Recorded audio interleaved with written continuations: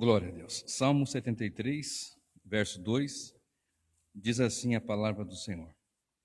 Quanto a mim, os meus pés quase se desviaram, pouco faltou para que escorregassem os meus passos. Amém? Salmo 73 é um salmo muito conhecido, atribuído a Asaf. Era um músico, alguém responsável pelos cânticos, pelos louvores, e alguém que tem, dentre os irmãos que pregam a palavra, alguém que as pessoas gostam muito de citar, justamente pelo versículo 2. Quanto a mim, os meus pés quase que se desviaram, né, resvalaram, dependendo da sua versão. Observe versículo 1, a seguir alguns versículos. Verdadeiramente bom é Deus para com Israel, para com os limpos de coração. Quanto a mim, os meus pés quase se desviaram, pouco faltou para que escorregassem os meus passos. Pois eu tinha inveja dos nécios, quando via a prosperidade dos ímpios. Porque não há aperto na sua morte, mas firme está a sua força. Não se acham em trabalhos como os outros homens, nem são afligidos como outros homens. Por isso a soberba o cerca com um colar, vestem-se de violência como de adorno. Os olhos deles são inchados de gordura, eles têm mais do que o coração podia desejar. São corrompidos e tratam maliciosamente de opressão, falam arrogantemente.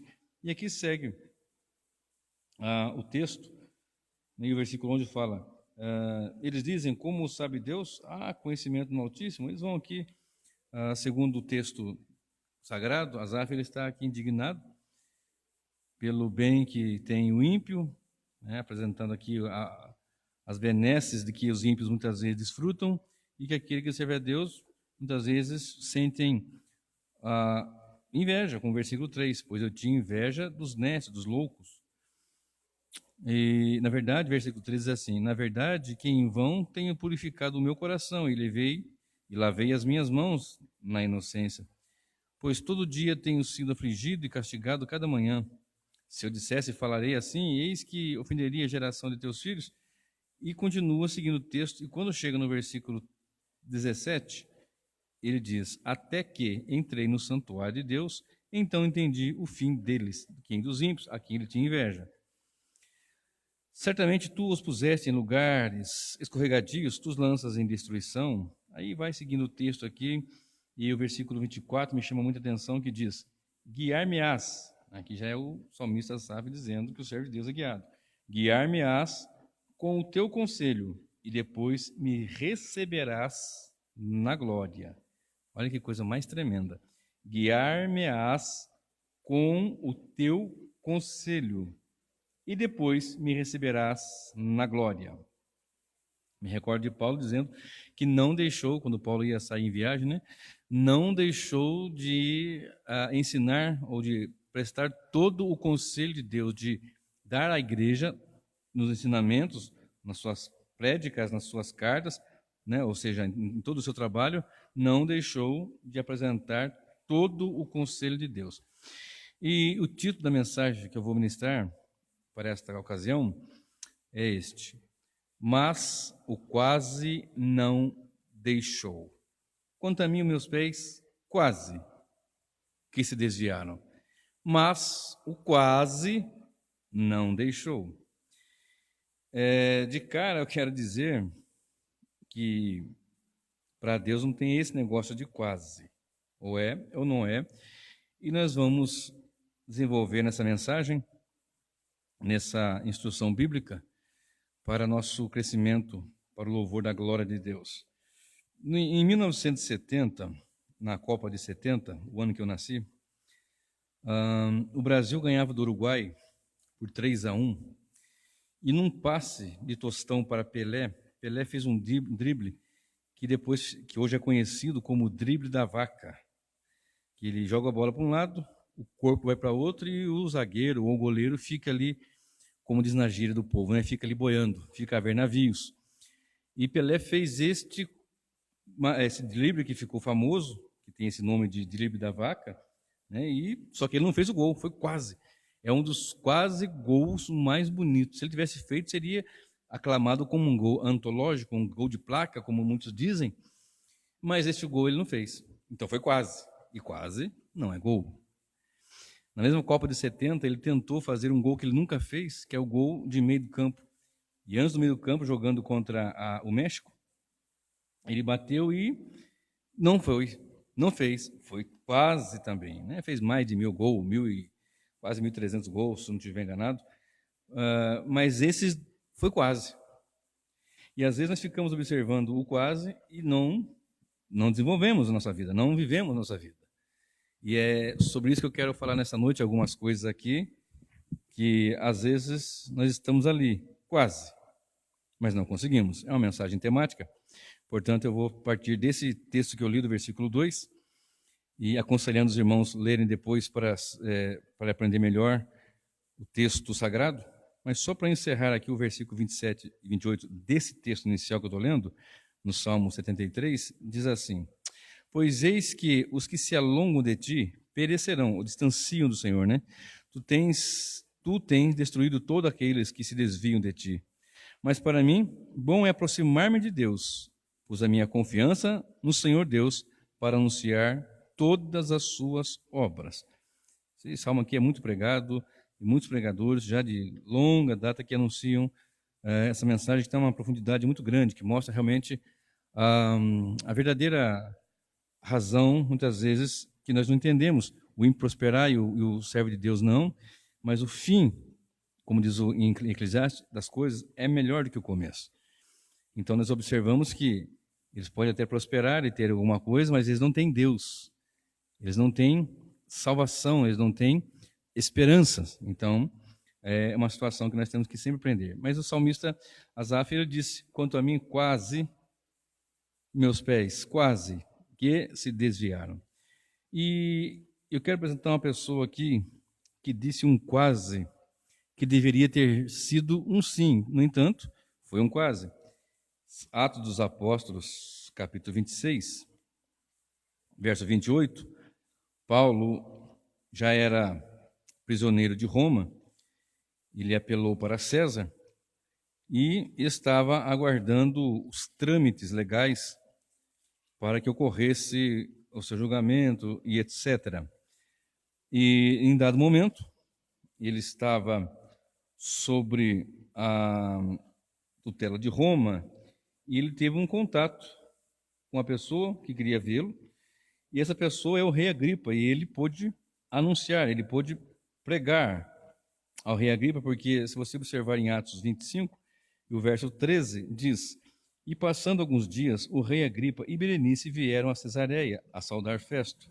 E foram ali, e como ali ficassem muitos dias, Festo contou ao rei os negócios de Paulo, dizendo: um certo homem foi deixado por Félix aqui. Ele estava à tutela de Félix, passou para Festo, e Festo apresentou, olha, verso 15, por cujo respeito os principais sacerdotes e os anciãos dos judeus, estando eu em Jerusalém, compareceram perante mim, pedindo sentença contra ele. Aí segue aqui o texto, eu vou parar por aqui. E Paulo, então, faz um discurso diante de Festo e apresenta ali as Escrituras.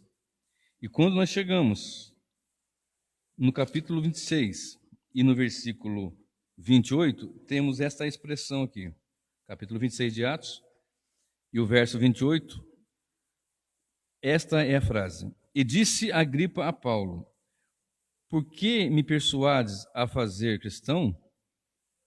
E disse Paulo: provera a Deus que ou por pouco ou por muito, não somente tu, mas também todos quantos hoje me estão ouvindo, se tornassem tais como eu sou, exceto essas cadeias. Uma outra versão melhor do que essa que eu estou usando aqui agora, diz assim: Paulo, por pouco me convences a ser cristão. Por pouco tu me convences a ser cristão. E nós temos que observar que Paulo estava pregando o evangelho, anunciando a palavra, falando do que Cristo fez com ele, anunciando como ele foi alcançado pela graça. Você observa no versículo 10, 11, 12 deste capítulo, leia depois com calma. E quando nós chegamos no capítulo 26 mesmo, e no versículo de número 14, melhor dizendo, 24, nós lemos isto. E dizendo ele isto em sua defesa, disse Festo em alta voz: Estás louco, Paulo. As muitas letras te fazem delirar. Mas ele disse: Não deliro, ó potentíssimo Festo. Antes digo palavras de verdade e de um são juízo. Porque o rei, diante de quem também falo com ousadia, sabe essas coisas, pois não creio que nada disso lhe é oculto, porque isto não se fez em qualquer canto. Crês tu nos profetas, ó rei Agripa? Crês tu no profeta, ó rei Agripa? Bem sei que crês. E disse Agripa a Paulo: Por pouco me convences a me tornar um cristão.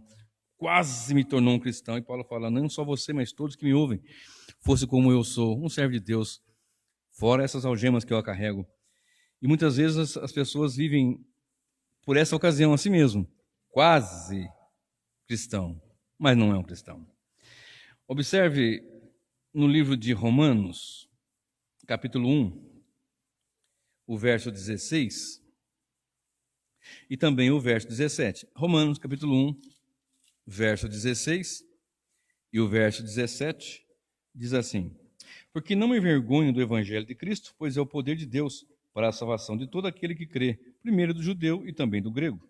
Porque nele se descobre a justiça de Deus de fé em fé, mas como está escrito, o justo viverá pela fé.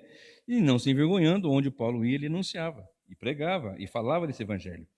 E nós temos uma passagem bíblica em Coríntios 1, verso 18, onde o apóstolo Paulo, escrevendo aos Coríntios, ele diz assim, que o evangelho, ele não se envergonha do evangelho, e tem essa razão que nós apresentamos aqui, que é o poder de Deus para a salvação do grego e do judeu e do grego, mas também nós temos esta informação em 1 aos Coríntios, no capítulo 1, e no versículo 18, que eu quero ler, para ficar gravado, fixado na nossa mente, que diz: Porque a palavra da cruz é loucura para os que perecem, mas para nós que somos salvos, é o poder de Deus.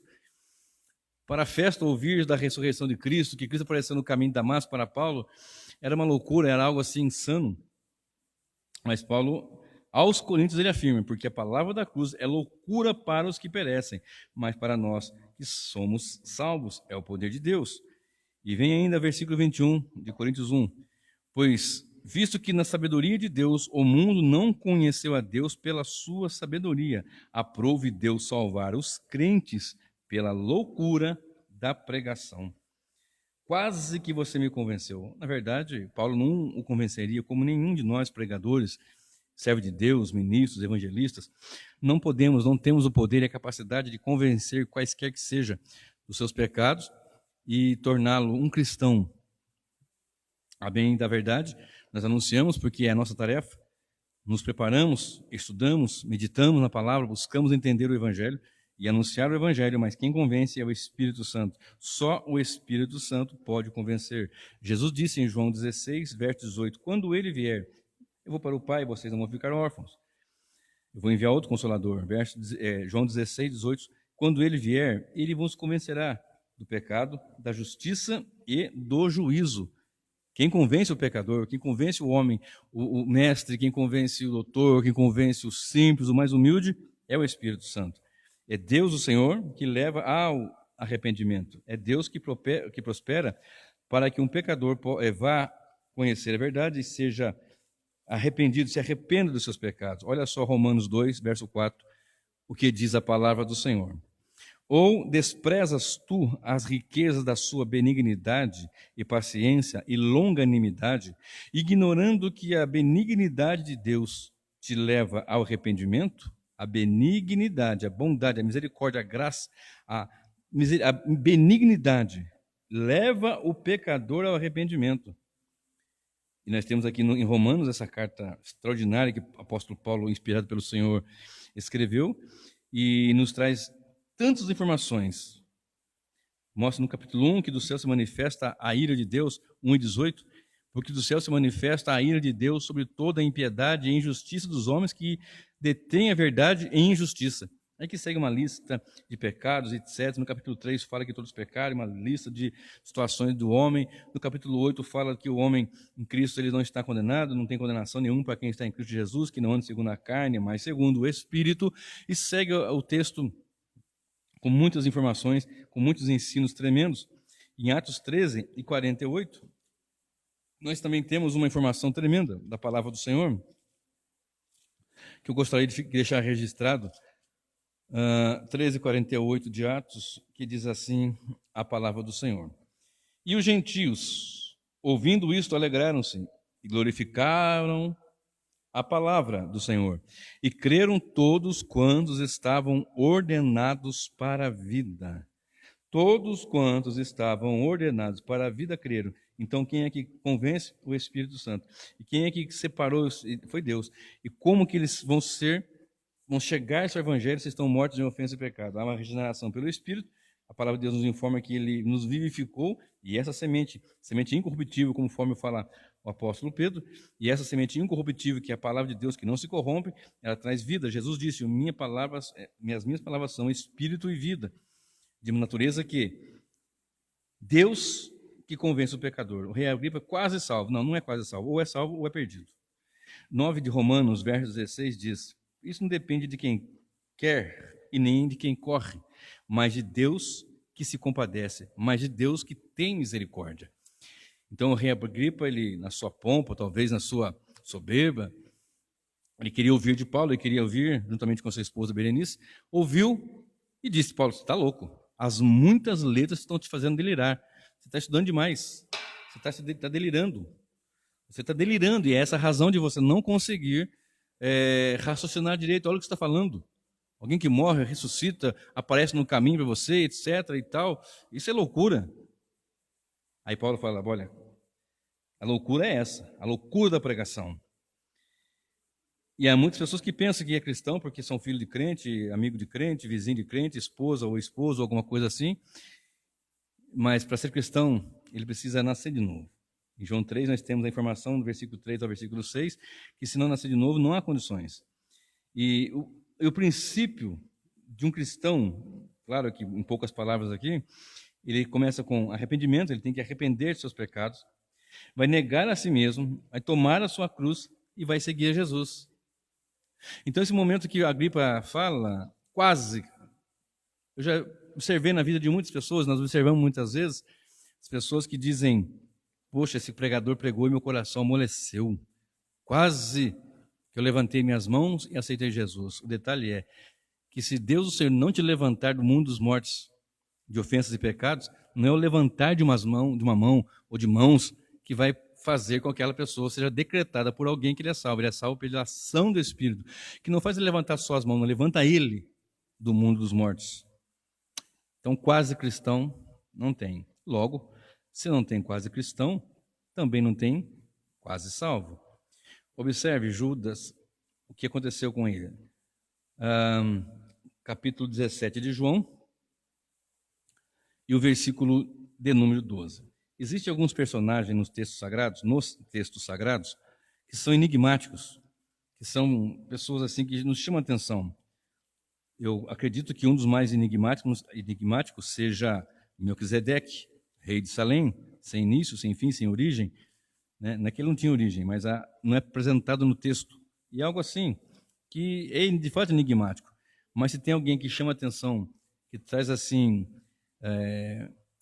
um peso para nós estudarmos e entendermos teológica e doutrinariamente questões bíblicas, por essa razão nós devemos estudar uma teologia bíblica para ter entendimento inteiro para poder apresentar e entender.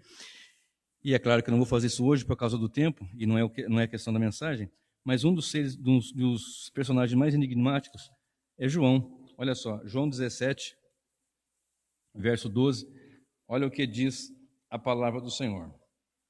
Estando eu com eles, Jesus está fazendo aquela oração chamada de oração sacerdotal, conhecida assim, né? João 17,12 diz: Estando eu com eles no mundo, guardava-os em teu nome, tendo guardado aqueles que tu me deste, e nenhum deles se perdeu, senão o filho da perdição, para que a Escritura se cumprisse. Jesus está orando para os seus discípulos. Eu dei a palavra, eu mostrei, santifico na verdade, a tua palavra é verdade. Ele vai seguindo aqui uma série de situações de natureza que, apresentado esse texto, quando chegamos no versículo 12, nós temos algo aqui que temos que parar um pouco para pensar e ver isso. Espera aí. Nenhum deles se perdeu, senão o filho da perdição. Observe, dois textos, um em Salmo e outro também em João. Salmo 41, versículo 9. Salmo 41, verso 9, diz assim a palavra do Senhor: Até o meu próprio amigo íntimo, em que eu tanto confiava, que comia do meu pão, levantou contra mim o seu calcanhar. É a Escritura. Observe, João 13 e o verso 18. João capítulo 13, verso 18, diz assim a palavra do Senhor: Não falo de todos vós. Vou ler o 16, 17, 18. Na verdade, vos digo que não é o servo maior que o seu senhor, nem o enviado maior do que aquele que o enviou. Se sabeis essas coisas, bem-aventurados sois se as fizerdes. Não falo de todos vós. Eu bem sei o que tenho escolhido, mas para que se cumpra a Escritura, o que come o pão comigo levantou contra mim o seu calcanhar. Bom, no versículo 17, verso 12, no capítulo 17, verso 12, diz: Senhor, eu guardei a todos, e ninguém se perdeu, porque nenhum daqueles que o Senhor me deu se perdeu, a não ser o filho da perdição, para que se cumprisse as Escrituras. A Escritura está aqui no Salmo 41, no versículo 9, que até o meu inimigo íntimo se levantou contra mim o seu calcanhar. Alguém que eu tanto confiava. E para que se cumprisse as Escrituras. Eu já ouvi pessoas dizendo da seguinte forma: poxa, alguém tinha que ter falado com Judas. Judas, rapaz, não faça uma coisa dessa. Espere 3 dias. Lembra quando ele pregava? Ele dizia que depois de 3 dias, lembra quando ele falou do templo? Agora, essa semana, derruba esse templo, em 3 dias eu edificarei, etc. Embora eles não tivessem entendimento, mas talvez eles poderiam falar. Eu já ouvi alguém falar isso. Não, se alguém chegasse nele, poxa, as pessoas têm que ter um pouco de paciência. Não. O texto informa que ele se perdeu para que se cumprisse a Escritura, porque ele era o filho da perdição. Lembra que eu li agora há pouco? Não depende de quem quer, nem de quem corre, mas de Deus que se compadece, de Deus que tem misericórdia. Nesse mesmo texto, nós vamos ver vasos para ira e vasos para honra e desonra. Observe, não há quase salvo. Agora há pouco eu apresentei, não há quase cristão. Ou é cristão, ou não é cristão. Ou é salvo, ou é perdido, condenado. Não tem condições, não há como. E o texto aqui não está dizendo que Deus não sabia. O texto nos informa claramente que Deus cumpriu as Escrituras. E Cristo veio para cumprir as Escrituras. Se você olhar para Mateus 1, 22, Jesus nasceu conforme as Escrituras. Ele veio conforme as Escrituras, cumprir as Escrituras. Se você olhar para Mateus 2, de 1 a 6, também vai apresentar isso. Os magos que foram procurar saber de onde havia nascido o rei dos judeus, segundo as Escrituras. Mateus 12, a partir do versículo 15, vai informar que Jesus curou, fez milagres, para que se cumprisse as Escrituras. 1 Coríntios 15, verso 3 e verso 4, diz que Jesus morreu para que se cumprisse as Escrituras e ressuscitou para que se cumprisse as Escrituras. E Judas morreu, ou melhor, Judas é o que traiu e é o filho da perdição, para que se cumprisse as Escrituras. Estava decretado isso. Então não há quase salvo. Observe. Mateus 7, 21 nos diz: nem todo o que me diz Senhor, Senhor, entrará no reino dos céus, mas aquele que faz a vontade do meu Pai. Nem todo aquele que me diz Senhor, Senhor, entrará no reino dos céus. Então, às vezes, nós ficamos enganados e ficamos naquela expectativa: olha, fulano morreu, mas perdeu salvação, quase perdeu, não perdeu não. Ou ele era salvo ou não era salvo. não tem quase cristão e não tem quase salvo. Estava decretado Judas, estava aqui segundo as Escrituras. O que acontece, acontece segundo as Escrituras. Por isso que muitas pessoas se perdem, muitas heresias são levantadas, muitos enganos acontecem, muito povo fica ludibriado porque não observa as Escrituras, prefere ouvir balela, história de carochinha, histórias alucinantes e alucinadas de pessoas que estão desnorteadas sem o conhecimento do Evangelho. Ele leva as pessoas para caminhos tenebrosos, né? Um abismo chama outro abismo. E alguém vem e diz, não, mas era só ter esperado 3 dias que, Judas, se alguém chegasse nele, eu vi isso, falaram comigo. Poxa, alguns dos discípulos, alguém tinha que chegar nele e falar, Judas, aguenta 3 dias. Não, ele não tinha, ele ia fazer isto, porque estava decretado segundo as Escrituras. Assim como segundo as Escrituras, o que tem para se cumprir, vai se cumprir. O que tinha para ser cumprido, se cumpriu, e o que tem que acontecer, vai acontecer segundo as Escrituras. Nós temos visto um levante muito grande de heresias, de engano, faz parte das Escrituras. Fome, peste, morte, terremoto, Escrituras. Vamos lá? Não tem quase cristão, não tem quase salvo. Asaf diz, quanto a mim, quase. Observe. Mas também eu quero falar sobre aquele que é quase perdido. Deixa eu falar um pouquinho de Pedro aqui. Lucas 22, verso 31 até o verso 34. Lucas, capítulo 22, do versículo 31 até o verso 34, diz assim. Disse também o Senhor, Simão, Simão, eis que Satanás vos pediu para vos ir andar como trigo, peneirar, né, como trigo. Mas eu roguei por ti, para que a tua fé não desfaleça. E tu, quando te converteres, confirma a teus irmãos. Observe que Jesus não rogou para que Satanás não se andasse com ele. Rogou para que a fé dele não fosse desfalecida, não abalasse. Olha bem. Né, tem pessoas que ficam... Guarda, o Senhor protege, é evidente. Mas tem pessoas que, se passar por algum processo de dificuldade, afastam dos caminhos. Mas afastou ou nunca esteve junto? Essa é uma grande pergunta que tem que ser feita. Pois bem, vos pedi, Satanás vos pediu para você andar como trigo, mas eu roguei por ti, para que a tua fé não desfaleça. E tu, quando te converteres, confirma teus irmãos. E ele lhes disse, Senhor, estou pronto a ir contigo até a prisão de morte e a morte. Mas ele disse, digo-te, Pedro, que não cantarás o galo antes que 3 vezes negue que me conheces.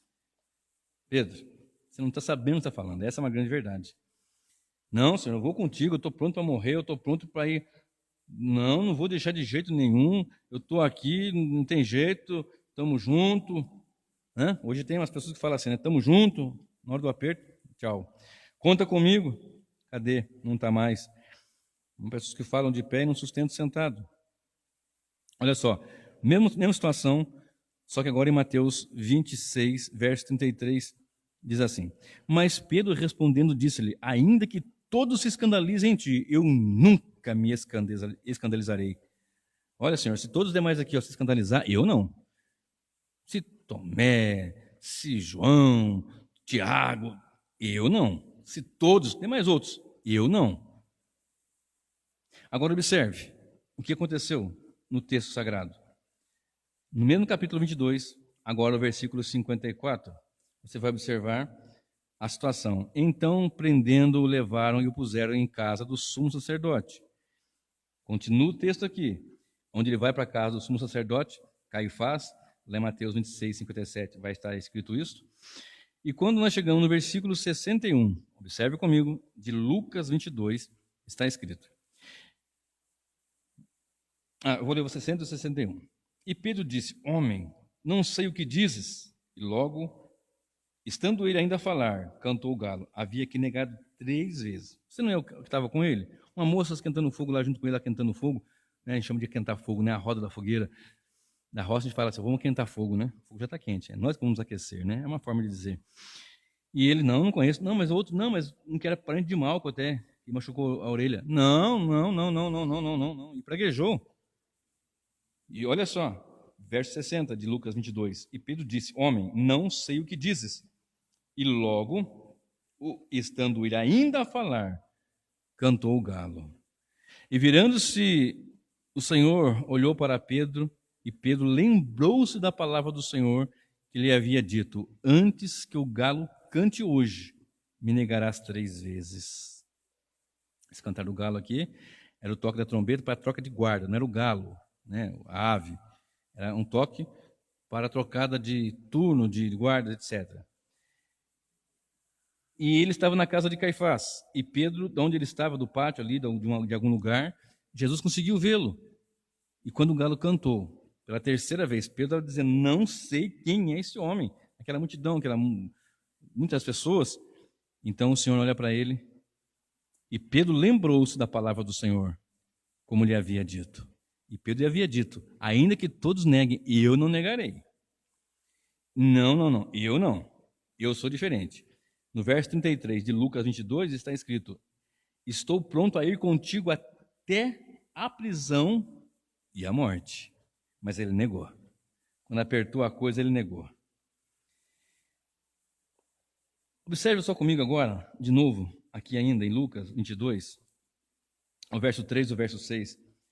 Diz assim: entrou, porém, Satanás em Judas, que tinha por sobrenome Iscariotes, o qual era do número dos 12. E foi e falou com os principais sacerdotes e com os capitães de como lhe entregaria, os quais se alegraram e convieram em lhe dar dinheiro. E ele concordou e buscava oportunidade para lhe entregar sem alvoroço. Só apresentar aqui uma diferença muito grande, que muitas pessoas não entendem, entre Pedro e Judas, a situação de remorso e a situação de arrependimento. As pessoas podem ter remorso, mas não têm arrependimento. Arrependimento consiste em mudança. E remorso é apenas um momento que a pessoa fica ali: poxa, agora já fiz também, quero que se lasque. Alguns falam bem desse jeito ainda. E o arrependimento, ele muda, traz mudança. Contando com que a palavra diz que ele estava determinado que, segundo as Escrituras, ele ia fazer o que fez, e o Senhor não ia perder nenhum dos seus, a não ser o filho da perdição, porque estava escrito nas Escrituras, apresenta aqui a diferença que Judas já vinha buscando uma ocasião. Satanás já havia entrado nele. E o detalhe é que ele foi atrás, e os que ele tinha ido atrás se alegraram. Observe o versículo 4.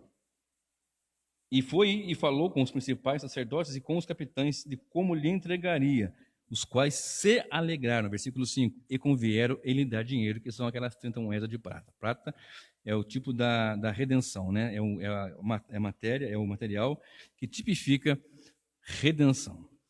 Pois bem, só para apresentar aqui, Judas não teria que esperar 3 dias, porque ele não teria salvação mesmo. Jesus não morreu por todos, ele morreu por muitos, ele morreu pelos eleitos. Esta é a grande verdade. Que muitas às vezes não querem entender, mas espera aí, Deus não é justo? Não, você vai pegar o texto de Romanos 9, você vai ver que Deus é justo sim. Porque todos são pecadores e todos indo para o inferno, ele quis salvar.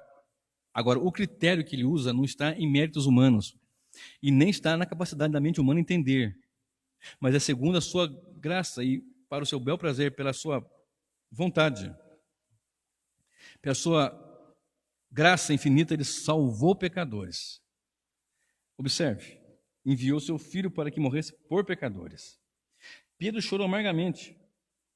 Pedro teve contrição, ele ficou acabado com isto, por causa da situação.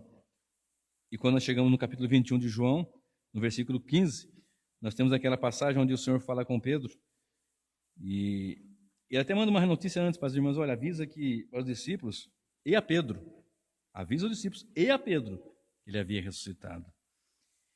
E a palavra nos informa que o Senhor fala com Pedro e pergunta para Pedro assim, depois que o Senhor se apresenta na praia, e eles veem, e Jesus fala, e Pedro vê, é o Senhor, e se cinge, etc. E o Senhor abençoa, que ele tem uma pesca abençoada, e quando eles chegam na praia tem peixe, tem pão, tem pão sobre as brasas e peixe. E o Senhor pergunta para Pedro: Pedro, tu me amas? Eu te amo, Senhor. Pedro, tu me amas? Sim, eu te amo, Senhor. E o Senhor, naquele diálogo: tu me amas, Pedro? Senhor, tu sabes que eu te amo. E aquela situação, né? Apacenta minhas ovelhas, apacenta meus cordeirinhos, apacenta minhas ovelhas. E o Senhor muda ali na palavra no hebraico original, ele muda de um amor, que seria um amor filéu, para o amor ágape. Né? Pedro, não estou dizendo desse amor, de você amar aqui, estou dizendo de profundidade, de amor intenso, que, né? Sim, Senhor, tu sabes. Pronto, curou Pedro, restabeleceu Pedro. Pedro não havia perdido a salvação.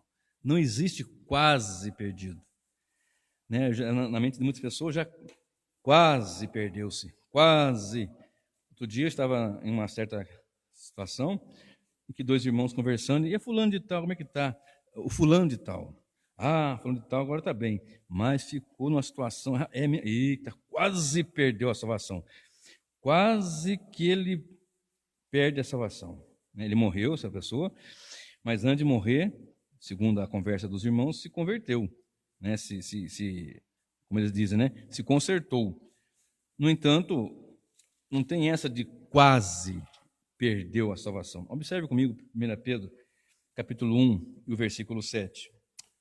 1 Pedro 1 e 7. Para que a prova da nossa fé, muito mais preciosa do que o ouro, que perece e é provada pelo fogo, se acha em louvor e honra e glória na revelação de Jesus Cristo. Ou seja, nós temos que entender que muitas vezes nós somos provados, muitas vezes nossa fé é de fato testada e nós passamos por situações difíceis, situações adversas, situações realmente pesadas, que chegamos a momentos de pensar, bom, não tem mais jeito, não tem mais condições, não dá mais, e o Senhor que nos tem garantido e que nos tem sustentado, e é Deus que nos sustenta, conforme a palavra do Senhor nos informa. Em Judas, no Evangelho, no livro de Judas, na carta, na epístola geral de Judas, nós temos a informação, desde o primeiro versículo até o último versículo, que Ele é o Senhor que nos sustenta, Ele é que sustenta a nossa vida, Ele que é o que sustenta a igreja. Os salvos, aqueles por quem Ele morreu, não vão se perder. Então não há quase salvos. Há salvos e eternamente salvos, que têm fraquezas, que vacilam, que muitas vezes deixam até depois que são retomados. Jesus não vai perder ninguém daquele que o Pai lhe deu, daqueles que o Pai lhe deu. Observe, eu disse no princípio que não há quase com Deus, é sim ou não. Em Mateus 5, verso 37, Jesus diz: seja porém o vosso falar sim, sim, não, não, o que passar disso procede do maligno. Agora observe, segundo aos Coríntios, capítulo 1, e o versículo 20, diz assim a palavra de Deus: porque todas quantas promessas há em Deus são nele sim, e por ele o amém, para a glória de Deus. Se você voltar para o versículo 19, vai a ler: porque o Filho de Deus, Jesus Cristo, que entre vós foi pregado por nós, isto é, por mim, Silvano e Timóteo, não foi sim e não, mas nele houve sim. Porque todas quantas promessas há em Deus são nele sim, e por ele o amém, para a glória de Deus por nós. Então não tem quase salvo, quase cristão, quase perdido. Quando um homem de Deus é salvo, uma mulher é salva, um pecador é salvo, né? Ele é salvo de verdade. Romanos 3, verso 4 diz: seja Deus verdadeiro e todo homem mentiroso, sempre Deus verdadeiro e todo homem mentiroso. Segundo os Coríntios 13, verso 8 diz: nada podemos contra a verdade, senão pela verdade. Em João 17, o texto que eu citei agora há pouco, da oração sacerdotal de Jesus, ele disse no versículo 17: Pai, santifica-os na tua palavra. A tua palavra é a verdade. Santifica-os na verdade, melhor dizendo. A tua palavra é a verdade. Ou seja, é essa a mensagem verdadeira e não é mentirosa. Então, muitas vezes as pessoas parecem cristãos, são quase cristãos. E observe aqui só um versículo de que mostra alguém que é quase cristão, parece crente, tem roupa de crente, fala muito parecido, tem jeitos, mas a sua vida não condiz, os seus frutos não mostram, não demonstram, não revelam. A característica está nos frutos, segundo Timóteo 3. E o versículo 5 diz assim a palavra do Senhor. Eu vou ler o 1 até o 5. Segundo Timóteo 3, de 1 a 5. Sabe, porém, isto, que nos últimos dias sobrevirão tempos trabalhosos, porque haverá homens amantes de si mesmos, avarentos, presunçosos, soberbos, blasfemos, desobedientes a pais e mães, ingratos, profanos, sem afeto natural, irreconciliáveis, caluniadores, intemperantes, cruéis, sem amor para com os bons, traidores, obstinados, orgulhosos, mais amigos dos deleites do que amigos de Deus, tendo a aparência de piedade, mas negam a eficácia dela. E ainda vem a instrução final aqui: destes afasta-te. E Paulo segue aqui na sequência, vou parar por aqui. Tem aparência, parece, mas são tenebrosos. Quase salvo. Por exemplo, o jovem rico, Mateus 19, de 16 a 30, bom mestre, o que eu farei para herdar a vida eterna? Bom, só tem um, que é Deus. Faz assim, faz assim, faz assim. Eu já tenho feito isso desde a minha mocidade. Então falta você fazer isso. Falta uma coisa: pega tudo que você tem, vende e distribui para os pobres. Ele saiu triste, quase salvo. Esteve do lado do Salvador, de frente com a verdade, de frente com aquele que poderia lhe dar muito mais do que tudo que possa ser ganho aqui nessa terra. Por exemplo, o Senhor nos informa: não junteis tesouro na terra, mas junteis no céu. Lá ninguém rouba, traça, não corrói, ferrugem, não destrói. Quase, mas não foi. Então não foi, não é. Quase perdido. No salmo que nós lemos no início, Salmo 73, 2, ele diz: quanto a mim, quase que meus pés. Mas no versículo 24 diz que os conselhos do Senhor lhe haviam dirigido, e ele o guardaria na glória. Já fala de algo além, que é muito maior do que tudo que possa existir aqui. E aqui eu vou concluir no capítulo 10, do versículo 27 e 28 de João. João 10, 27 e 28, diz assim a Sagrada Escritura: as minhas ovelhas ouvem a minha voz, e eu as conheço, e elas me seguem, e dou-lhes a vida eterna, e dou-lhes a vida eterna, e nunca hão de perecer, e ninguém as arrebatará da minha mão. 29. Meu Pai que mas deu é maior do que todos, e ninguém pode arrebatá-las da mão de meu Pai. Ou seja, não tem quase cristão, não tem quase perdido, ou melhor, não tem quase cristão, não tem quase salvo, não tem quase perdido. Todos são perdidos, até quando o Senhor salva. Tendo-o salvo, salva de verdade. Jesus não tem mais ou menos. Sim, sim ou não, não. Sim, salvou. Perfeito.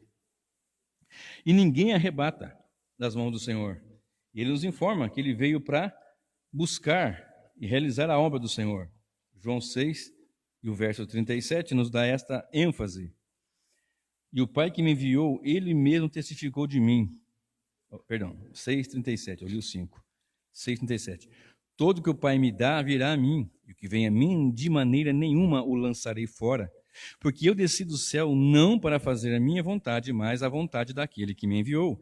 E a vontade do Pai que me enviou é esta: que nenhum de todos os que ele me deu eu perca, e eu o ressuscitarei no último dia. Porquanto a vontade daquele que me enviou é esta: que todo aquele que vê o Filho e crê nele tenha vida eterna, e eu o ressuscitarei no último dia. Então deixa eu dar duas informações aqui preciosas para nossa conclusão. Quem vem a Jesus, ele não lança fora. E quem vem a Jesus, vem porque o Pai traz. Então, quem ganha almas não é o pregador. Quem ganha almas, quem ganha os perdidos é Cristo, do Pai. E duas coisas acontecem aqui, quando você está em Cristo. Uma delas, não vai se perder, que nenhum de todos aquele que me deu eu perca, então não vai perder. E tem outra coisa: eu vou ressuscitar no último dia. Verso 39. Não vou perder, e além de não perdê-los, eu vou ressuscitá-los no último dia. Então isso aqui é certo. Então, para fechar, nós não temos quase com Deus. Ou é, ou não é. Como está a nossa vida com o Senhor? É de alguém que é quase salvo? Quase cristão? Ou um cristão que muitas vezes passa dificuldade? E como diz o texto, quase que meus pés se resvalaram, mas é Deus que sustenta. Cairá o justo sete vezes, mas o Senhor levanta, sustenta, põe em pé. Jonas 2,9 nos informa: do Senhor vem a salvação. Filipenses 2,13 diz que é Deus que opera tanto querer como efetuar. É Deus que opera, não tem como perder. Ou é, ou não é. Mateus 22, versículo 12, nós vamos ter aqui nesse capítulo a situação que está daquela parábola da grande ceia, que o Senhor convida pessoas e uns falam que não pode ir porque casou, comprou terreno, junto de bois. Aí ele manda que seus discípulos, seus servos criados voltem e chamem pelos valados, pelos becos, e vai lá, e Senhor, também está lá em Lucas 14, se não falha a memória, ele vai e chama as pessoas e ainda há lugar, Senhor, não, força-os a entrar, porque ninguém daqueles que foram convidados vão participar do banquete, da ceia. E aqui em Mateus nós temos a informação de que havia uma pessoa nas núpcias, nessa festa de núpcias, que não estava com as vestes nupciais, porque era comum no Oriente, no costume judaico, que os convidados tivessem uma veste especial de núpcias para ali o cortejo nupcial e uma série de coisas que eram feitas, etc. E esse indivíduo não tinha vestes nupciais. E o texto nos informa, amarrai de pés e mãos. O Senhor fala, amigo, como entraste aqui sem vestes? E ele ficou mudo, emudeceu-se. Então o Senhor manda que amarre de pés e mãos e o lance em trevas exteriores. Ou seja, a proclamação do Evangelho é anunciada. O Evangelho é pregado. A mensagem é anunciada. Como nós recebemos a mensagem do Evangelho? Como Festo, que disse, estás louco, quase que eu me convenço. Você não se convence, nem o pregador te convence. Se o Espírito Santo não te convencer, continua um perdido pecador. Como Judas, mas Judas era do maligno, e estava pelas Escrituras que ele ia para acontecer aquilo que aconteceu. Ou nós estamos como Pedro, que anda com o Senhor, caminha com o Senhor, mas em dado momento, eu acho que eu não tenho mais jeito. Algumas pessoas dizem, acho que eu não vai ter mais condições para mim. O Espírito Santo fala no seu coração, o Espírito Santo te chama, te conclama para entrar no banquete da graça. Então, como diz as Escrituras, se hoje ouvires a voz do Espírito, não endureçais o vosso coração. Deus não tem quase. Deus é sim, sim, não, não.